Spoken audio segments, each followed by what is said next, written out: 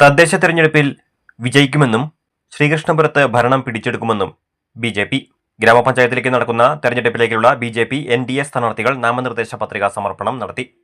തെരഞ്ഞെടുപ്പിൽ എല്ലാവരുടെയും പിന്തുണ വേണമെന്നും പഞ്ചായത്തിൽ ഭരണം പിടിച്ചെടുക്കുമെന്നും ബി.ജെ.പി. ശ്രീകൃഷ്ണപുരം പഞ്ചായത്ത് അധ്യക്ഷൻ KS മജേഷ് പറഞ്ഞു.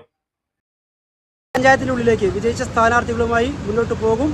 ഉറപ്പായും ഇത്തവണ ഭാരതീയ ജനതാ പാർട്ടിക്ക് എല്ലാവരുടെയും പിന്തുണ ഉണ്ടാകുമെന്ന് നമ്മൾ അറിയിച്ചിട്ടുണ്ട്. അതിൻ്റെ അടിസ്ഥാനത്തിൽ ഈ പഞ്ചായത്തിൻ്റെ ഭരണം പിടിക്കുക എന്ന ലക്ഷ്യത്തോടുകൂടി എല്ലാ പ്രവർത്തകരും ഇന്നു മുതൽ വരുന്ന 20 ദിവസം എല്ലാവിധ ഭാരതീയ ജനതാ പാർട്ടിയുടെ മുകളിലുള്ള ആളുകളുടെ ചുമതലയോടുകൂടി എല്ലാവിധ വിജയങ്ങളും നേടും. അതിനുവേണ്ടി എല്ലാവിധ സപ്പോർട്ടും ജനങ്ങളിൽ നിന്ന് ലഭിച്ചുകൊണ്ട് മുന്നേറുകയാണ്.